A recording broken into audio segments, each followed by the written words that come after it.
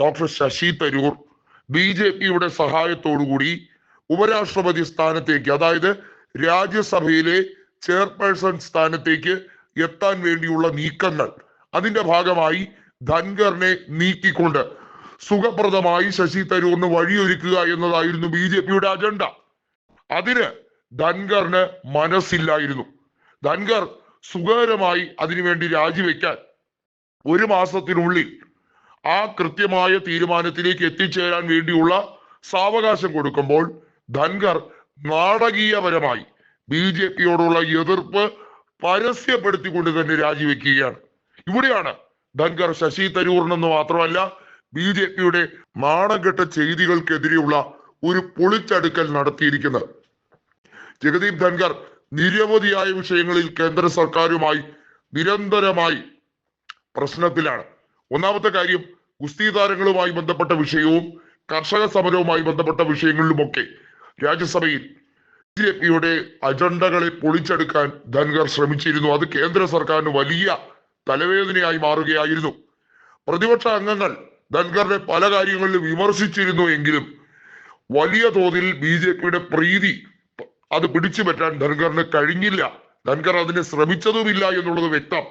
കാരണം ബംഗാൾ ഗവർണറായി ഇരിക്കുമ്പോൾ മമതാ ബാനർജിക്കെതിരെ ധൻഖർ നടത്തിയ നിരവധിയായ ദ്വന്ദ്വ യുദ്ധങ്ങൾ എന്ന് തന്നെ പറയാം, നേർക്ക് നേരെയുള്ള നിയമ പോരാട്ടങ്ങൾ, അത് ധൻഖറിന്റെ കരിസ്മ വർദ്ധിപ്പിക്കുന്ന തരത്തിലേക്ക് BJP അദ്ദേഹത്തിന് കൂടുതൽ സ്ഥാനമാനങ്ങൾ നൽകാൻ BJP നേതൃത്വത്തിനും മോദിയുടെയും പ്രീതി പിടിച്ചു പറ്റി കേന്ദ്രത്തിൽ ഉപരാഷ്ട്രപതി സ്ഥാനത്തേക്ക് എത്താൻ വേണ്ടിയുള്ള വഴി ഒരുക്കി എന്ന് തന്നെ പറയേണ്ടി വരും. പക്ഷേ ഡോക്ടർ ശശി തരൂറിനെ പോലൊരാളെ കിട്ടുമ്പോൾ BJP ആ വ്യക്തിയെ പരമാവധി ഉപയോഗപ്പെടുത്താൻ, പ്രത്യേകിച്ചും ശശി തരൂറിനെ സംബന്ധിച്ചിടത്തോളം സുനന്ദ പുഷ്കർ വിഷയം ഡെമോക്രാസിന്റെ വാള് പോലെ തന്റെ തലയ്ക്ക് മീതെ എപ്പോഴും ഇങ്ങനെ നിൽക്കുകയാണ്. ആ വെടി എപ്പോഴാണ് പൊട്ടുന്നതെന്ന് ഡോക്ടർ ശശി തരൂറിന് പോലും അറിയില്ല. വിശ്വപൗരൻ എന്ന് പറഞ്ഞ് സ്വയം അർമാദിക്കുമ്പോഴും ശശി തരൂറിനെ സംരക്ഷിച്ചു പിടിച്ച ആപത്ഘട്ടത്തിൽ അദ്ദേഹത്തിന് കൈത്താങ്ങായി മാറിയ കോൺഗ്രസിനെ വീണ്ടും വീണ്ടും സ്വന്തം കുലത്തെ കുത്തിപ്പറയുന്ന ശശി തരൂറിനെ കുടിച്ച വെള്ളത്തിൽ വിശ്വസിക്കാൻ കൊള്ളില്ലെന്ന് BJPക്ക് അറിയാഞ്ഞിട്ടില്ല. BJPയുടെ പരിപാടി എന്ന് പറയുന്നത് യൂസ് ആൻഡ് ത്രോയാണ്. ആരെ കിട്ടിയാലും അവരെ കൃത്യമായി BJPയിലേക്ക് എത്തിക്കുക. കുറച്ചു നാൾ കഴിയുമ്പോൾ BJP വലിച്ചെറിയും. ഈ ശശി തരൂറിന്റെ പ്രായം 70 75 ആയാൽ പിന്നെ ശശി തരൂറിന് ഒരു സ്ഥാനത്ത് ഇരിക്കാൻ BJP സമ്മതിക്കില്ല. അതുപോലെയല്ല കോൺഗ്രസ് രാഷ്ട്രീയം.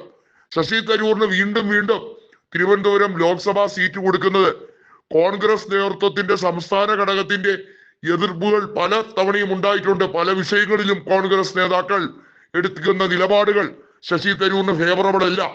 എന്നിട്ടും AICC നേതൃത്വം കണ്ണടക്കുകയാണ് ചെയ്തത്. അതിന്റെ പരിണിത ഫലമാണ് ഇപ്പോൾ അനുഭവിക്കുന്നത്. കൊടിക്കുന്നിൽ സുരേഷ് ഉൾപ്പെടെ പല നേതാക്കളും ശശി തരൂറിനെ വിളിച്ചത് ഗസ്റ്റ് ആർട്ടിസ്റ്റ് എന്നാണ്.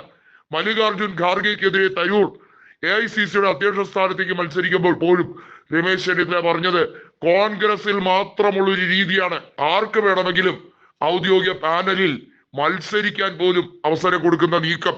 ജനാധിപത്യം ഏറ്റവും ശക്തമായതിന്റെ പരിണിത ഫലം അത് കോൺഗ്രസ് ഇപ്പോൾ അനുഭവിക്കുകയാണ്. ശശി തരൂർ എന്ന മനുഷ്യൻ കാരണം. പക്ഷേ കാലത്തിന്റെ കൃത്യമായ മറുപടിയാണ് ധൻഖർ ഇപ്പോൾ കൊടുത്തിരിക്കുന്നത്. ധൻഖറിനെ അങ്ങനെ ഇളിഞ്ഞരാക്കിക്കൊണ്ട് ശശി തരൂർ കയറി ഞെളിഞ്ഞിരിക്കണ്ട എന്നുള്ള വ്യക്തമായ സൂചന ജഗദീപ് ധൻഖർ തന്നെ കൊടുത്തുകൊണ്ട് രാജിവെക്കുന്നു. BJPക്ക് കഷ്ടകാലം തന്നെയാണ്. പാർലമെന്റിൽ ഇത് വലിയ ചർച്ചയാക്കി ഒരു സമര പരിപാടി തന്നെ സംഘടിപ്പിക്കാൻ ഇന്ത്യ മുന്നണി തീരുമാനിച്ചിരിക്കുന്നു.